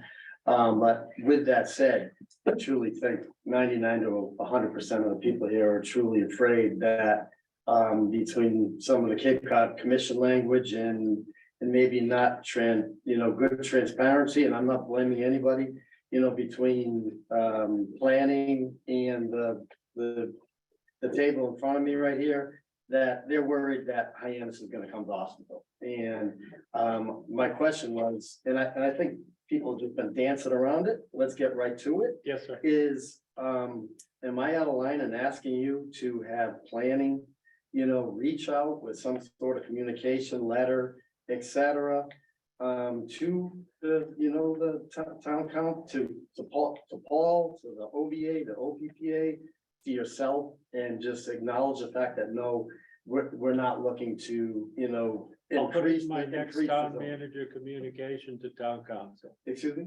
I'll put it in my next communication to town Okay. council. Yeah, I think this, honest to God, I mean, I hate to call this a dog and pony No, show I on the understand. planning aspect, Yes, sir. but Helen, There isn't, Yeah. there isn't a plan. okay, no, to I change knew, the Mark, I zoning. knew that, We okay? recognize And- the unique character of each of our villages. Right. And Osterville is absolutely, Right. merits that same recognition, and it has. Right, well, I want So to. there's no intent to do No, I that. didn't, I, But what you should do is participate in the local comprehensive plan, because I'm not gonna be here forever. Paul and Betty aren't gonna be here forever in their respective roles. So you wanna do something that's as permanent as it can be relevant to this, and that's really, well, but again. I'll communicate it out. Yeah, Yes, no, sir. Yes, please, sir. please, for everyone. Yes. But then, and on the flip side of that is, then all these people up here and the whole, second part of this, they can concentrate on matter number one, which is Dow's Beach, Yes. Beach. Yes. And the second question is, I think a gentleman in the back had asked, under his breath, if Paul could answer the question that Susan Conley was discussing regarding his take on the article. 97. Was it 97 or whatever, as to his take in regards to, his position on that. And I don't think, it'd be nice for Paul as a counselor here, so everyone can hear his position, because as I heard you say, he's gonna be the gentleman sitting with you in Boston. So I just, did I catch that right? I did not hear the question from the back of the room, Jeffrey, that originally started Okay. it. I think it was specific to the Park City win. Article which- 97, right? yeah. Yeah, essentially where you stand on Article 97. Where do you stand on protecting, or preserving the protections under Article 97? I think today that if the financial aspects of the overall program to bring in wind into this area was secured in the way that gave everybody a lot of comfort that this project would be seen through by Avangrid. That ultimately I would vote in favor of granting things like easements, as well as pursuing relief from the Article 97 protection to keep the beach from being able to, quote unquote, I think you called it an industrial energy site, which I disagree with all that, so. Yeah, so that's a long-winded way of saying, We do. yeah. What's that? I said, we do, it's helpful to hear you say Yeah. exactly what we expected to say. Okay. Yeah. All right. For a second, I'd like to. Go ahead. So I appreciated the suggestion on the first point with the planning and the zone. Hold it down. If you have a question, please ask. So I would love to see something in a town manager report that says the things that have been coming out or don't have any sort of weight with regard to planning and zoning. But Mr. Ells actually came over and said, can I come back and talk about this? Okay. I think it would be healthy and constructive to say, here's what's actually coming out, because I don't know if you're as familiar with it as those of us that sort of watch and listen to it all the time. Yes. So I think that would be very constructive. And the reason I would love to put my dog and pony to bed, okay? As recently as January, on video is our planning department saying there's a strategy to increase density in a half a mile around 4 village centers. So I think we should talk about that. Where is that coming from? Why is that? Why are we hearing that on video when we sit in bed and watch Channel 18, right?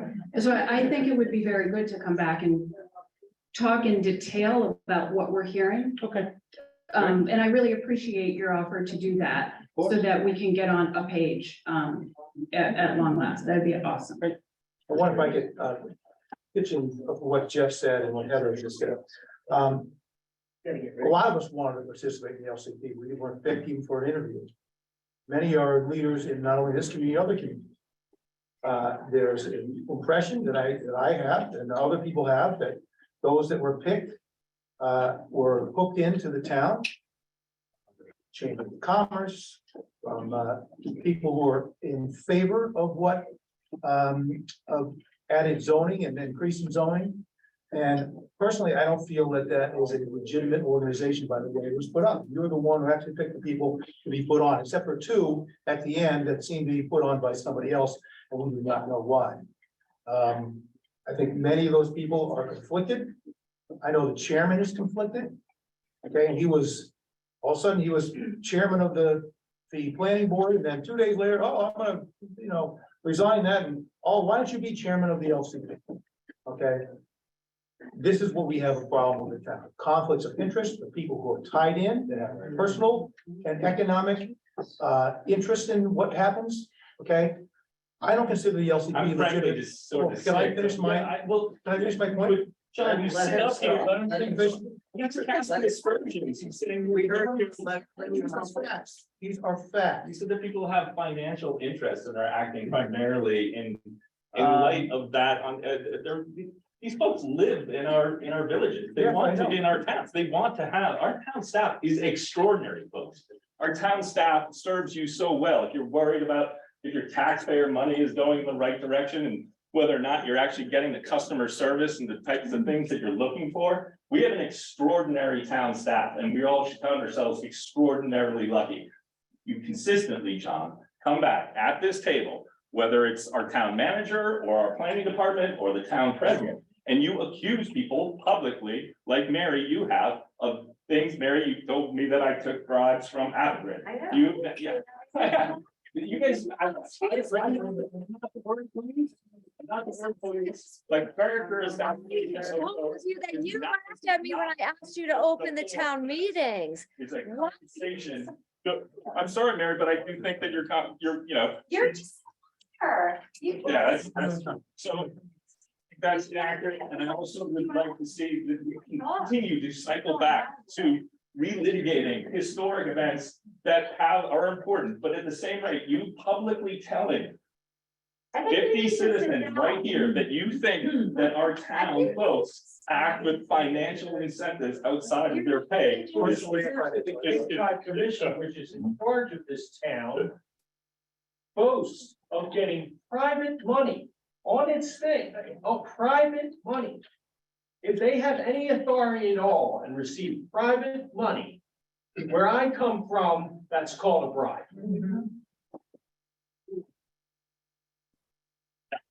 But that, you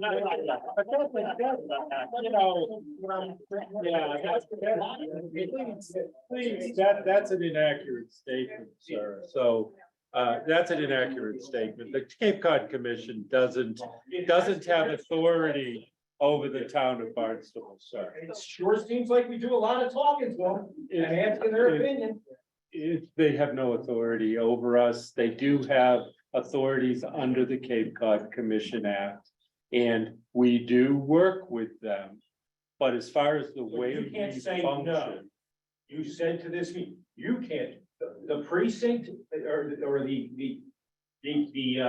counselors can't say no to as a what? group. To what? To when someone wants to put a large infrastructure cable in your local town beach, you guys can't say no.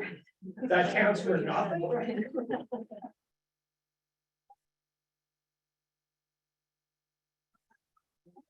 Somebody's got their hand raised.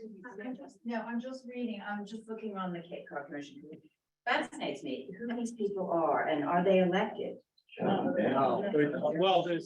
They're not elected. No, ma'am. Okay, so I'm just reading here. Since 1990, the Cape Cod Commission has provided the public with opportunities to voice concerns and ideas on land use policies and issues. Does anyone in this room feel like we're getting any way to voice our opinion? I mean, I feel like they're the Wizard of Oz. But It's a yellow book. I just don't get it. I really. I think that what perhaps is being missed in another meeting might be worth having the Cape Cod Commission here to talk with you, but we don't answer to them. So it would be worth looking at the Cape Cod Commission Act, understanding what it offers, and understanding why Barnstable has participated in the regional issues that they're looking at under the act. That's what you should do. And then from there, much like it's so wonderful that Susan took the time to educate, because so much of what I deal with every day has morphed, especially because of the internet, has morphed into misinformation and disparaging sort of comments rather than, I mean, I've worked here for 33 years and Gail, where are you? You've known me for the whole time I've been here. You ask me something, I'll be there. I'll roll up my sleeves. I may not give you the answer you want, and it didn't matter in what role I play. And that's what my fellow employees do as well. But if you have the time, look at that, and then I'd have them in.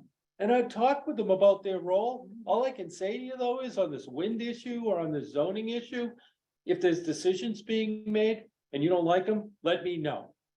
I'm the guy that the town council puts in place that you should hold accountable, okay? I'll tell you if I have the authority, I'll tell you if I don't, okay? Saying yes or no to wind, I don't have that authority. The state's gonna permit that. please comment to the state, however you feel. Make sure those comments go in, okay? Those states here. Yeah, but no, he's an elected official, that's different. These are regulatory, Because there's elected official. but that's fine, but regulatory agencies are where the comment, no, but these aren't statutes, these aren't laws that the. You know, the Elected regulatory officials agency do. at Avignon was the head of the Massachusetts Environmental Protection Agency. No, he was the commissioner of DEP, I believe. Okay, Yeah. and it's very interesting, I don't hear the senators who are very concerned about the revolving door between industry and government, don't have much to say about former heads of environmental protection agencies within a state going to work for a multinational. Yeah, I'm gonna just take the liberty of speaking to the ethics if you don't mind, in a factual way. If I could just have the liberty for a minute. So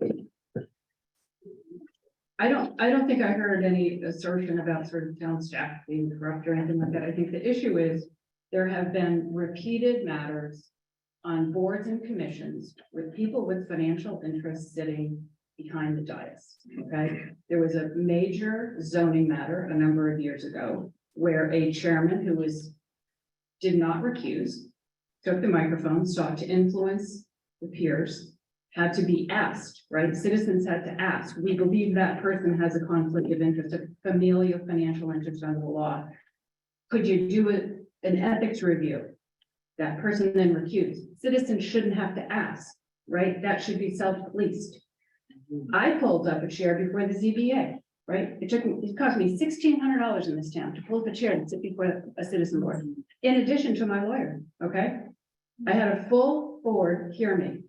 Second time I pulled up the chair after spending another bazillion dollars to sit in front of my fellow peers, right? I said, can you please do a conflict of interest check? Because the questions that came at me during my first hearing were ridiculous. And I went home and I Googled those people. And I was like, of course they were ridiculous. There's a financial interest there. So before my second hearing, where I spent $1 bazillion to be heard, I said, can you please do a conflict check? Guess what? Those two guys got up and left the room. I asked the chairman, did they have a conflict during my first hearing? He said, I don't answer these questions. Right? Never got an answer. I've asked the town attorney for an answer. Did I pay to sit in front of a conflicted ZBA? Never got an answer. I did pay to sit before a conflicted ZBA, in my opinion. Okay, this is real. Yeah. One of those same people then became a member of another board with a financial interest. I started watching those, as did a few other people who sort of bird dog stuff, okay?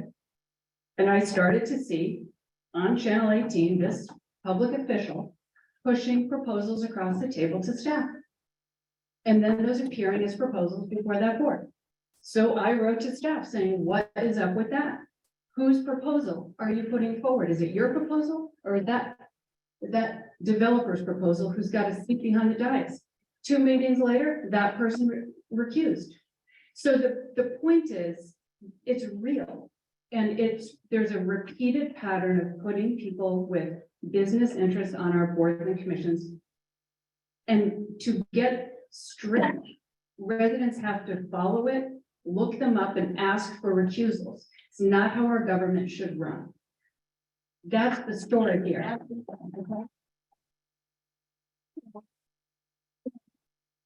You know, John gets upset about that. I think rightfully, it's a repeated pattern. I'm new here. And what I'm told is, well, this is how things work here. And I think what we're hearing is, well, no, actually. So I don't want there to be an air in the room that there is any sort of false assertion at anyone's credibility. These are factual matters and business interests. And I would take any one of those matters to the Ethics Commission tomorrow and I will win. And I know that because all those people step away after you call them out. So that's all I have to say. This is where I come from, because we know the facts. We've been here for long enough, we've been involved in this village long enough, we pay attention to what's going on, and maybe you're not here long, that's okay. I'm saying maybe you just don't know this. okay? But these are facts, okay? And one of the facts is one of the people we're talking about was one of your contributors to your campaign. Wow. If you really want to go down that road, weird choice. No, it's not. It's in the public record. Oh, yeah.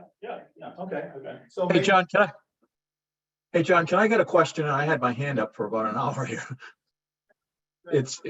Can I get one? This is Dave Rowe speaking.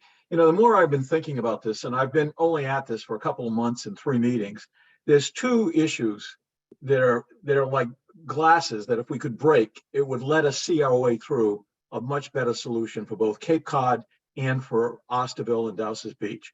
Here are what I think those 2 issues are. As other people have already said, there is a more efficient way to be able to do this rather than having 17 lines coming into Cape Cod, some kind of a concentrated, multi-to-one kind of approach that would minimize the disruption, would make some sense. The idea of, buying some time, showing some leadership, all that makes sense. And so the argument against that is this 2030 deadline, we can't, be late. I think that's a false deadline that in fact, people like Abengate are hiding behind.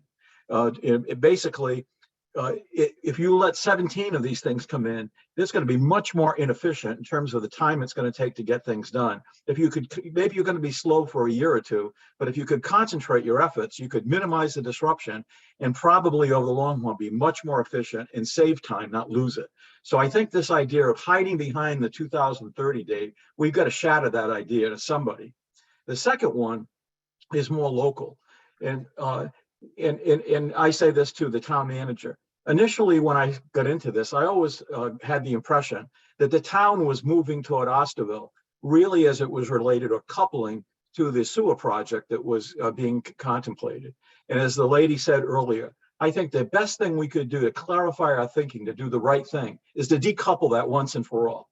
Pay for the damn sewers, and then have us look at what's the right thing environmentally to do relative to the wind. But coupling those issues together are biasing our thinking, I think, in the wrong way. So I get rid of the coupling of sewers and the beach, and I'd get rid of in the wind, and I'd get rid of this 2030 thing, which is I think it's a false crutch that is leading us in the wrong direction to make a prudent solution. Very good.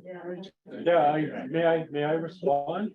Thank you, sir. On the last item, I think if you go back to the YouTube video you did, I very clearly said that these are 2 separate projects. And I hold with that. The need to sewer on Cape Cod and in Barnstable has been clear for 30 years. And we're going to be moving forward with that. I think we just ought to pay for it ourselves and not just bias this whole thing to have the wind company pay for it and then screw everything else up. Yeah, but the only thing that they're paying for, sir, is the fact that they're looking to also do utility construction in our roadways. And if we do the 2 together, we only interrupt a road once, and they'll repave it at the end. And we can always repave the roads. We can't repair the beach. Understood.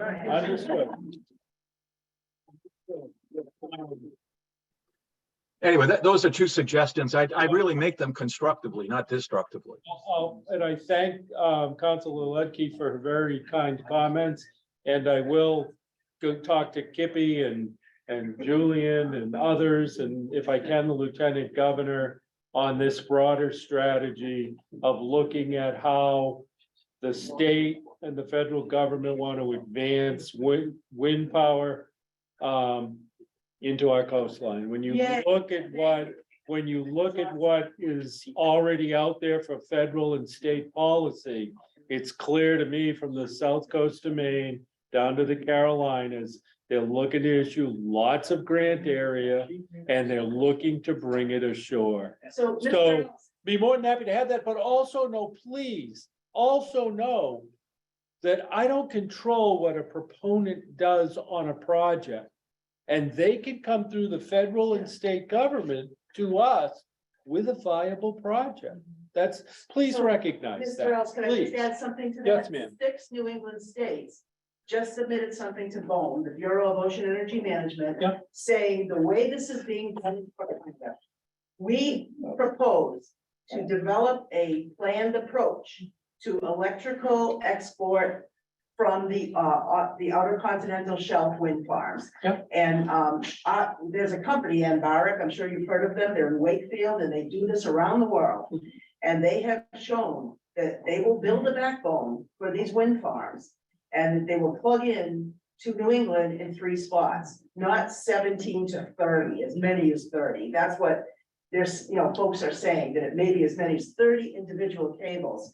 So when you say what you just said, it warms my heart. It really does, because of your leadership. And you have the ear of the lieutenant governor and Rebecca Tepper to say, look, state, let's step in and make some sense of this. And that's what our group is asking. I understand there are people opposed to wind power. We are not.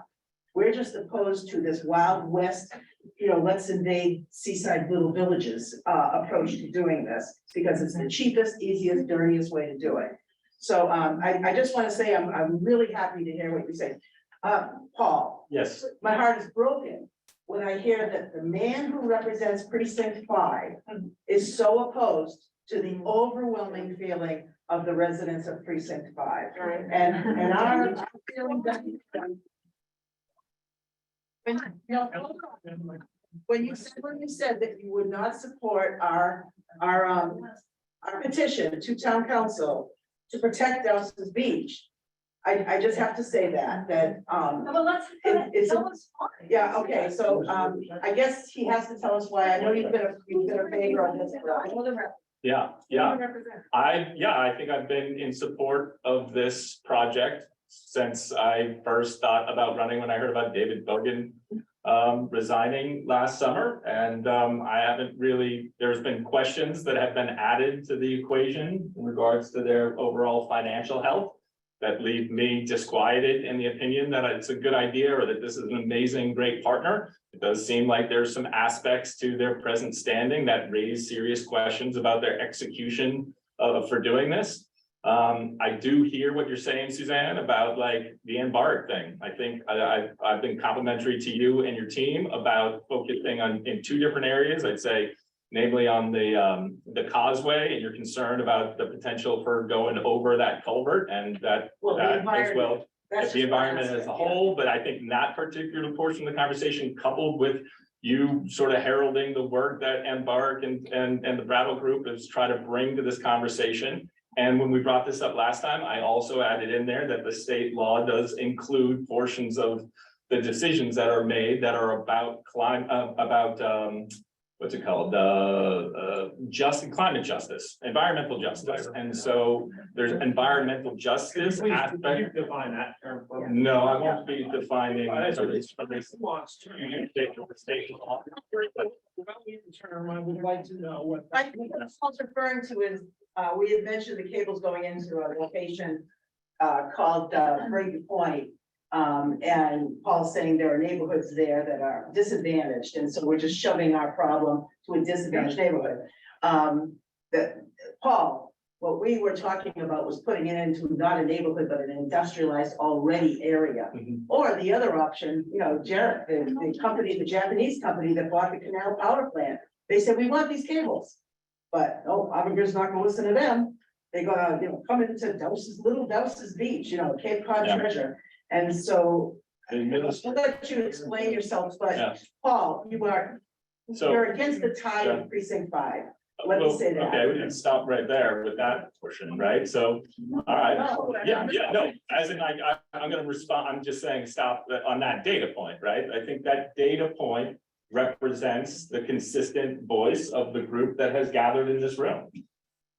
And I am completely aware of that from the get-go, and I have been. It's just this group? I would, so the only thing I really campaigned on last year, and this is not a campaign related thing, was about civility, transparency, as well as the particulars of this potential program. And I was supportive of it then. and I continue to be now. And I do feel like there is a path forward for us to be a leader in this particular area. And I think there's a dramatic benefit still for us to reap from this. What's the benefit? I think you, Hector, have identified some of them being rather, in your language, not substantial. And I think we've seen probably starting to look at some numbers, maybe for if there's a future HCA for this version of the potential landing by Commonwealth at Gauss's, that those numbers would be larger. And I think Okay, if so we're, let me just interject on that. Sure. So I'm Hector Gunther. I'm one of the ringleaders of Save Greater Dowsett Beach. And we did some analysis on the Vineyard Wind HCA and the Park City Wind HCA. And if you look at the dollars, the HCA payments in each of those is $16 million over 25 years. And if you try to compute what that is in today's dollars, that $16 million is somewhere, depending on the discount rate you use, between 0.1% and 0.75% of the cost of the sewer project. And then you can compare it to the Avangrid's cost, the $5 billion that they're spending on each of these projects. The gentleman on the video said, we need to decouple sewers from the wind project. The point is, in each of the HCA's, Mark, there's language in them. Barnstable supports the two existing HCA's. Barnstable supports them because we think it's a good thing, and it will potentially bring significant revenue to the town. Well, 0.10 of 1% of the cost of the sewer project, in my opinion, and probably most reasonable people would agree, is anything but significant. Now, you're right, when Ken Kimmel put up a slide of the benefits in their last open house, he put out, the Park City, the Commonwealth Wind project is half again as large as the Vineyard Wind in terms of megawatts, so 1,200 as opposed to 800. So no surprise, instead of $16 million in prospective HCA payments, he said it had been negotiated. He put up $24 million. So what is that? 0.3% of the cost of the sewer project. So, you conditioned your support for waiving Article 97. You said if the financial benefits prove out, there are no financial benefits. The risk reward is completely backwards. And that's what we're asking you and Betty and the town manager and the other 11 town council members to consider. This is wrong, And then one other comment I make, and then I'll sit down, but as we've started to look at the history of these three wind projects, Mark, we discovered that the first HCA in October of 2018, nobody in town knew that this had been agreed on the Vineyard Wind project. And then during COVID and in 2022, a second HCA was agreed for Park City Wind. Very few people in this town knew about it. And most of us here are year-round residents, never mind the people who aren't year-round residents. So my point is, that's not accurate, sir. That's not accurate. financial benefits are chump change. But it's not accurate at all, sir. There were over 70 meetings on the first phase project with the public. We went before town council regularly discussing whatever stage we were at as it progressed. So to portray us that way is inaccurate, sir. That's not fair. It intensified in Park City. The second phase, it diminished when initially we didn't have discussion at council specifically from the counselor in Osterville. And then Paul stepped in. Paul has been in my office on many issues, and all I can say to you is he asks really objective questions to try to understand every issue, whether it's housing or sewer or wind or private road.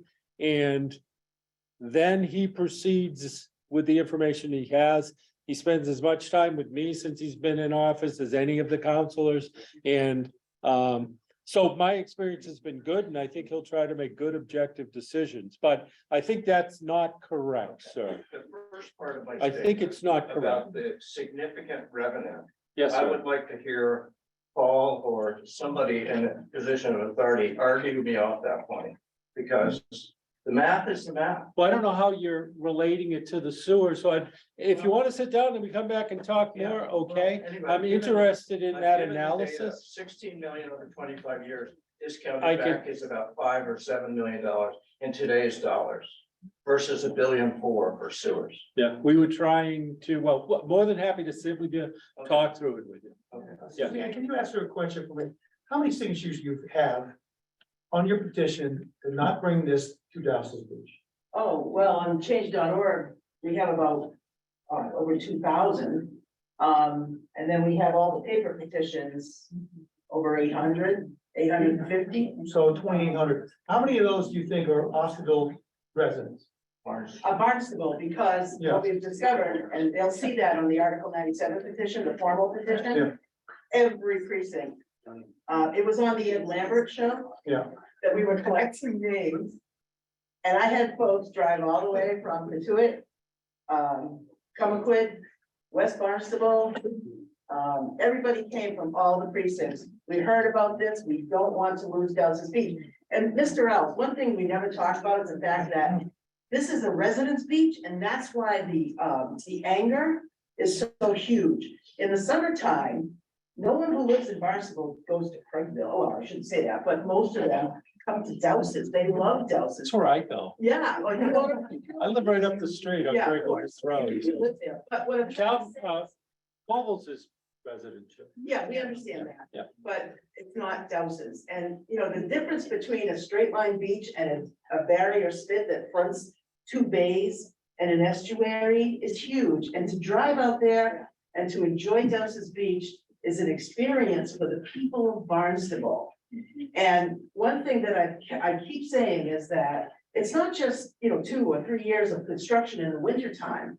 We're talking about, and I read, on the HCA with Craigville, we now have the right to maintain and repair cables whenever we want to, I mean, that's what they're telling EFSB, Mr. Ells, and that's the document I'll share with you. But basically, I say, forget the sailboats on the Sound and the ice cream trucks in the parking lot, you're gonna be looking at barges all the time. You're gonna be looking at utility trucks in the parking lot in every month of the year for 25 years. It's not going to be the same. beach. Actually, under the host community agreement, that's not allowed. Well, Okay. No, I don't know what'll happen on the water, because we don't control that. Well, what I heard is cables Yeah. constant,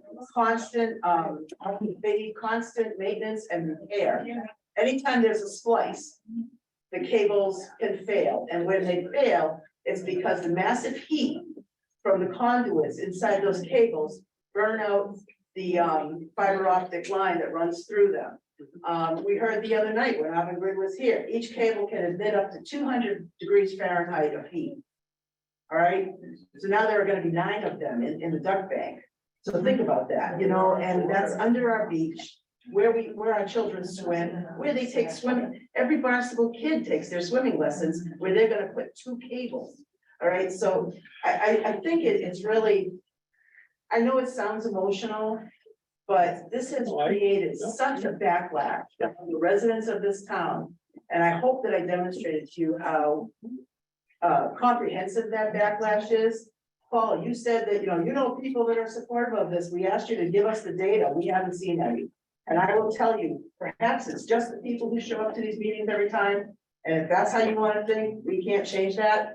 But out on the street, when I'm collecting signatures and talking to people, it is overwhelmingly opposed to. Suzanne, I was asking you, how many from Osterville were signed? Oh. I don't know. I just think about Barnstable. Well, I'm just thinking, we're trying to make a point here. I also want to know. What, Paul? He says I'll get the to the 60 people in this room are the only people that are talking to him. Right. There are people who are involved citizens. But if you have 1,000 people from Osterville, Yeah. which is almost a third of the residents here, I'll tell you what, Paul. I'll okay, get then that that number, means okay? that your argument that you only have 50 people here is not true. I'll get the number to Paul. Okay, we have a question over here. I'm probably. Houses forever, but growing up, like in school, they teach you that your elected official is supposed to work on what the people want. That's why you get voted in. Why are you so against what the people want for the people you're supposed to be representing? Yeah, all right, yeah. I participated. I do have a lot of conversations with people all the time about, excuse me, ma'am? Answer the question. Yeah, so I've talked to, we have about 4,000 people in this precinct. I am a town councillor, not a village councillor. I'm a town councillor. But then there's 4,000 people in the 5th precinct, and I feel like I talk to all of them as much as I can. And I find that there is an enormous wellspring of support for this, these potential projects. And I'm not, John and I ran again. I mean, we could go back. The only data point, sorry, that then I would have is that we, I made many offers for us to debate and talk about this particular issue. And I knocked 1,100 doors last year and introduced myself and talked at length about the wind and the sewer project. And one data point was, those election results. I am still buoyed by the support that I got from those few hundred folks who continue along the lines of saying that this is in the best interest of the village. Okay, So I am aware of public opinion, but I think this might be even a philosophical thing, is whether or not you identify representation solely in terms of, doing exactly what folks are telling you to do, or whether or not you balance that with your own internal guideposts. So folks now know what, yeah, so that's. Some numbers here that I feel like I Sure. just have to interject. When you talked about the support, that's been a big thing. In November, okay, Paul Kuzak received 639 votes, just 44 more votes than Yeah. John Crow. Yeah. Okay, so out of the 1,100 doors you knocked on, 50% of them voted, which is good. I personally was very disappointed when I voted at 7:30 in November of last year. Because barely anyone voted in precinct 5. We should be embarrassed with the number of people that come out and support their ideals at the ballot box. But to Suzanne's point, Paul, you had said, when we said we had 1,000 signatures or whatever going back in October, you said, I know just as many people that are in support of it. These, what are they? Petitions, thank you, that we've circulated. I filled out a sheet. I'm in Osterville. It was precinct, it was Osterville, Centerville, Katuitt. They were from people everywhere. Susan Klein did the same. There are people scattered that had the petitions. But your vote was very close between you and John. You just said that part of your talk was about the wind project, but yet before, when you were knocking on those doors, you were saying that the wind project was a done deal. Okay, so the most frustrating part of this, and Mark, thank you for coming tonight, is it's like a round robin circular thing, it keeps coming back. Ken Kimmel said it's our responsibility because we voted our town councilors in, and the town council were the ones that voted unanimously in support of the wind project. You come and talk to us and say that the town council really, they have another, it's like silos. They have this approval here, this guy does that, this guy was able to vote here, but oh no, those guys did it. It's like, it is a Wild West approach. So I think that you promised us you would get to us with a number of people that are in support of it. Perhaps you should go, when you're talking to people, and have petitions of people and have them sign that they're in support of it. Because my feeling too is that many more people that are upset about it. I talked to somebody that lives on Higginsboro Road that works at a bank here in Osterville.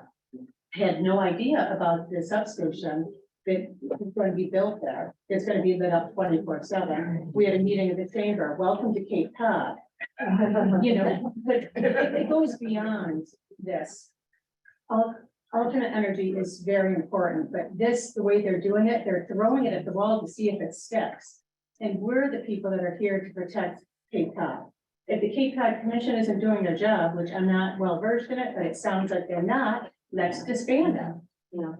Oh, that'll pay for the sewers. Yeah. I'll see on it though.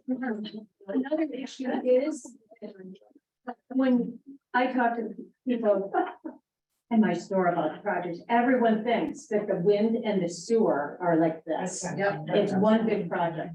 Everyone thinks that Avangard is giving you, down to Barnstable, enough money to pay for the sewers. It's also not true.